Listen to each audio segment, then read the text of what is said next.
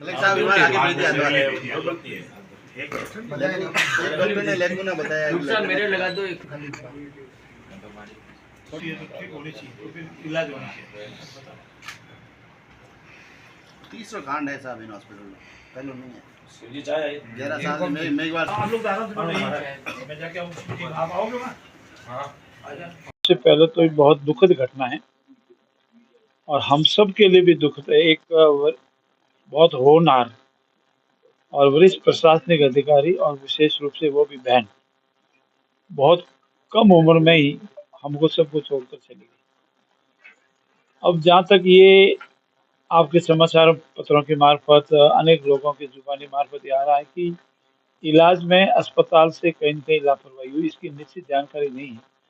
जब तक इसकी कोई निश्चित जानकारी होकर के किसी पर ब्लेम साबित नहीं हो जावे तब तक कोई भी ब्लेम लगाना ठीक नहीं है। पर मेरा ये मानना है कि अगर अस्पताल ने ऐसा कोई इलाज में लापरवाही बरती है तो बहुत ही संगीन मामला है। मेरा निवेदन है इसमें जांच करवाई जानी चाहिए और जांच में अगर दोषी पाया जाए तो उसके खिलाफ कार्रवाई होनी चाहिए, दोषी नहीं है तो अस्पताल के विरुद्ध कार्रवाई होनी चाहिए।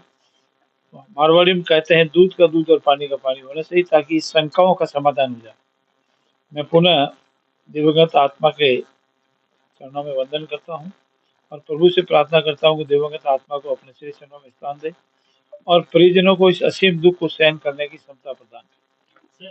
कल जो विश्व समाज एक आरोप लगा रहा था और धरने में बैठ गया था कि एफआईआर दर्ज नहीं की जा रही है, कानून का हवाला देकर पुलिस अधिकारियों ने कहा कि एफआईआर दर्ज नहीं की जा रही। ऐसा विषय मेरे संज्ञान में भी कल लाया था। मैंने अधिकारियों से निवेदन किया तो उन्होंने एफआईआर दर्ज की है और वरिष्ठ अधिकारियों से जांच का आश्वासन दिया है।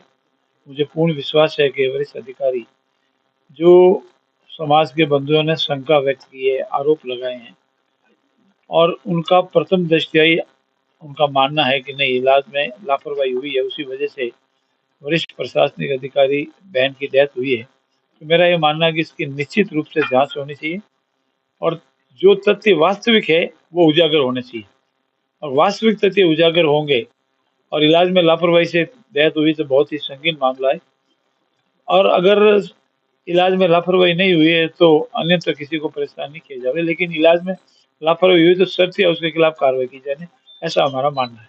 श्रीमती प्रियंका बिश्नोई जी का जो एक निजी अस्पताल के अंदर इलाज हुआ था उसके संदर्भ में हमारे को उनके परिजनों से एक शिकायत प्राप्त हुई थी और उसके बाद में जो एसएन मेडिकल कॉलेज की प्रिंसिपल है उनको यहाँ से हमने लिखा था कि वो एक विशेषज्ञ चिकित्सकों की जांच कमेटी बनाए जो कि उस अस्पताल के अंदर जो उनका इलाज हुआ किन सर्कमस्टेंसेस में और उन सारी चीज़ों की जांच करके अपनी रिपोर्ट देवे। इसके क्रम में कल हमारे को ये रिपोर्ट प्राप्त हुई है।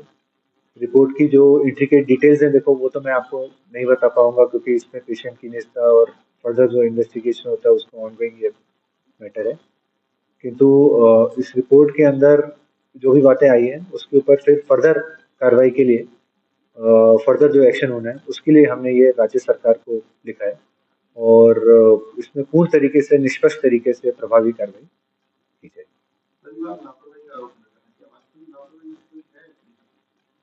ये देखो मैं डिस्क्लोज नहीं कर सकता हूँ क्योंकि ये ऑनगोइंग मैटर है।